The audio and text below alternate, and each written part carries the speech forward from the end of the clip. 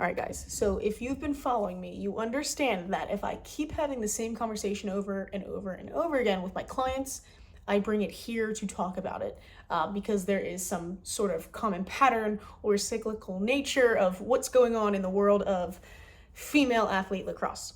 To give some context, I train players anywhere from middle school all the way until the end of college, like their senior year in college.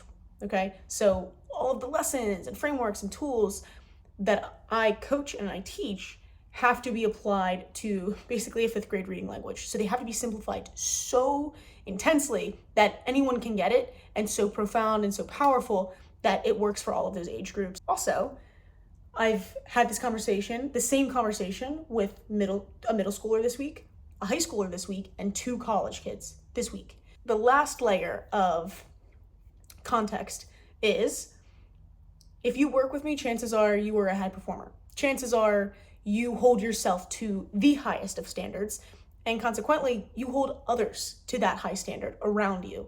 And you don't let people get away with shit. You want to win, you're there to win, and you have goals that you want to reach. And so you hold yourself there, you want others, but to be at that level as well. But the way that we come off sometimes is intense. The way that we come off doesn't always get delivered the way that we need it to, that really sticks in other people's brains. And we can come off as quite rude or bad delivery. Now, I want to preface with me saying 1,000% I get it, because I was there.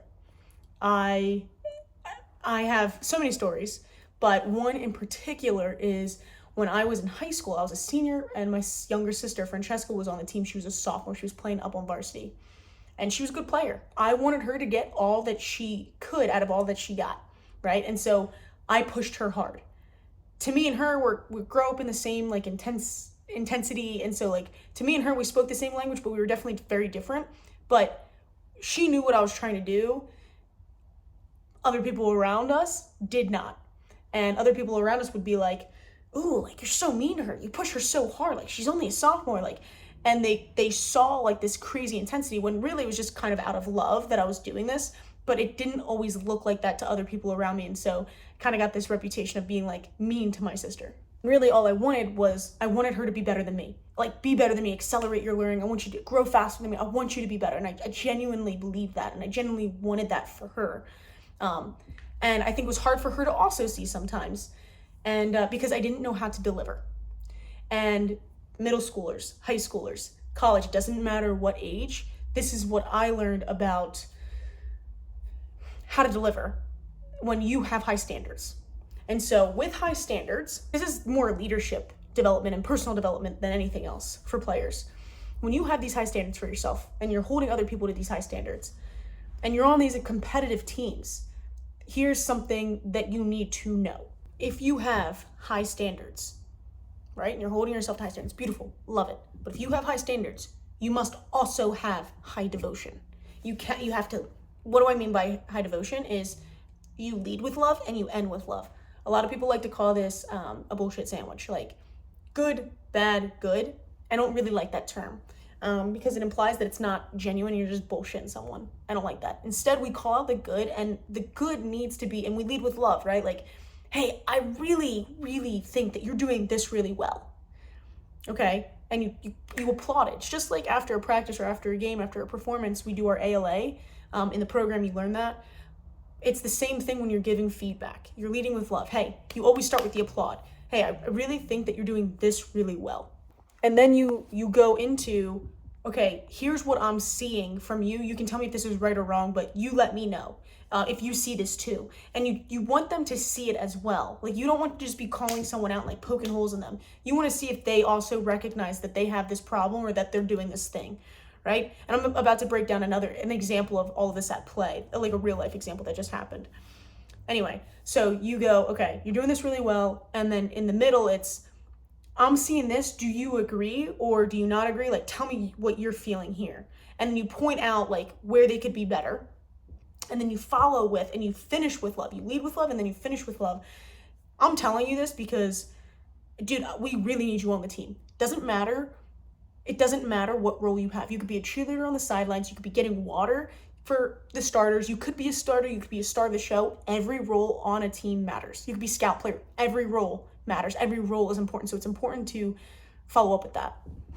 And so ending with love is, dude, I'm telling you this because we need you. Because you do. You need every player on a team. You need every role on a team. We need you, and I want to get the most out of you and what you got on our team. We need you. So here's how I think you could really help the team. And I really appreciate you listening, and you're seen, you heard, you appreciate, you don't need to necessarily say all those things, but you want to make sure that like they feel good about this interaction, because that's the only way that they're going to sit with it, and no one's going to change ever or do something if they don't want to do it, right? And so you can lead the horse to water, but you can't force them to drink, kind of thing, where it's like, dude, we need you. And like, you're either going to step up, and here's my high standard. This is what you need to hit. And I'm giving it to you with high love.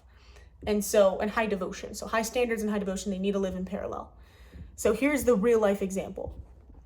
I have a couple college kids that came to me, and they're like, we have this teammate, and this teammate doesn't know how to deliver to the team. Also like upperclassmen, a very important upperclassman. I don't want to give too many details away, but basically they were like, we have this teammate on the team, she doesn't know how to deliver. And so when she's talking to these freshmen, she's like, don't do this and don't do that and don't do this. And sometimes people just aren't aware, and you kind of just have to make them aware. And so their high standards were, we need her to be a better deliverer. And so they needed to be good deliverers to her to teach her that she needs to be a good deliverer. So what did they do? The girl yells, and she's like, don't, and she kind of like points, and she kind of is just very aggressive with her delivery. And so the way that they kind of approach this situation is, one, they talked about what they value out of her. Hey, we really appreciate, I'm going to name her Jessica. Jessica, we really appreciate like what you're doing for this team and how you're holding us all in high standards. And then comes the second and third part. And so we really appreciate that you're holding the team to these high standards.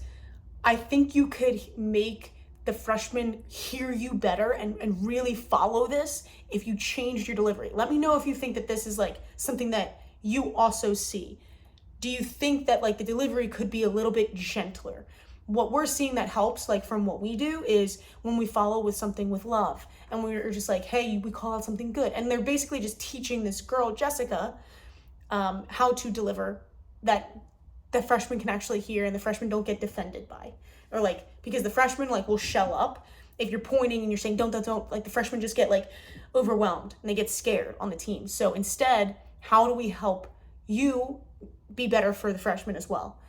And they talked to her, they worked through it, and then at the end they were like, we need you on the team. We need someone to hold these high standards that we also all set as upperclassmen. So we really appreciate what you're doing.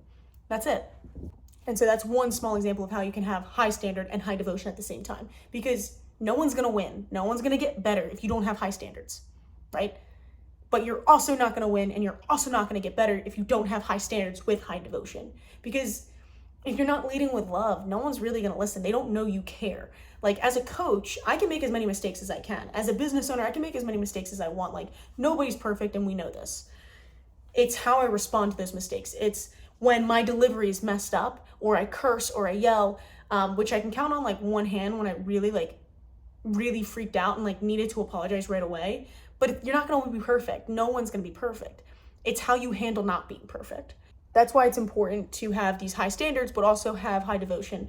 And as a coach, I have been saved by those at least 5 times that I haven't been like the best communicator, had the best delivery, because people know how much I care. And as long as people know how much you care, especially girls, because we have like more of like this loyalty to coaches and to our teammates, as long as people know that you care, they will listen. So this all comes under expectation management, which is something that we really harp on in the program.